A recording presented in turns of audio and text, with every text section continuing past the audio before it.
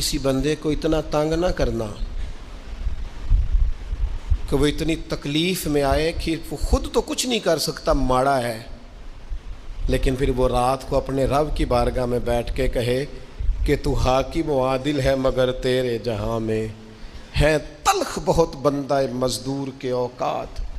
پھر ایسا نہ ہو غریب ہے، ماڑا ہے، خود تو کچھ نہیں کر سکا، پھر اللہ کی بارگاہ میں تیری شکایت کرے۔ ایسا نہ کرنا۔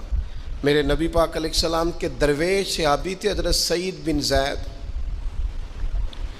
رضی اللہ تعالیٰ عنہ، فقیر فاقہ مست، حضرت عمر رضی اللہ تعالیٰ عنہ کے قریبیوں میں سے تھے۔ ایک عورت نے الزام لگا دیا زمین کے قبضے کا۔ میں کیسے آپ سے کہوں کہ جب لوگ کسی ایسے شخص پر جس نے زندگی ساری دیانتداری سے گزاری ہو، لوگ الزام لگاتے ہیں نا، تو یہ بھی نہیں سوچتے ہم بات کس کے بارے میں کر رہے ہیں، کھلی ہوئی زبان ہوتی ہے، جو مرضی کہہ دیتے ہیں۔ حضرت سعید بن زید پر الزام لگا دیا، اتنا بڑا آدمی، محبوب کا صحابی، اور عورت نے الزام لگا دیا۔ اور جب اللہ والے بد دعا دیتے نہیں، لیکن جب کوئی تکلیف اتنی دے، کلیجہ پھٹ جائے، پھر بندہ کیا کرے؟ وہی بات کہ اب وہ کچھ کہہ نہیں سکتے تھے، ایک عورت پر کس طرح کوئی بات ہو سکتی تھی؟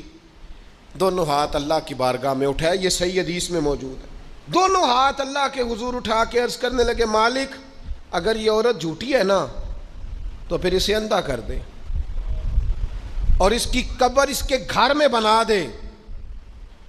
صحابہ فرماتے ہیں کہ حضرت سعید بن زید کا تو وصال ہو گیا، زمانہ گزر گیا، لیکن ہم نے پھر اس بی بی کو اندھا ہوتے دیکھا ہے، پھر اس کے گھر میں کنواں تھا اور ہم نے اسے اپنے ہی گھر کے کنویں میں گر کے مرتے ہوئے بھی دیکھا ہے۔ اس لیے کہ جب آپ کسی کو تکلیف دیتے ہیں، جب آپ ستاتے ہیں، جب آپ وہ بات کرتے ہیں جو اس بندے میں موجود نہیں ہے، جب آپ جھوٹ بولتے ہیں اپنے نفس کی تسکین کے لیے، جب آپ زیادتی کرتے ہیں صرف اپنی انا کے لیے، تو پھر بعضوں کا دعائے ضرر نکلتی ہے منہ سے۔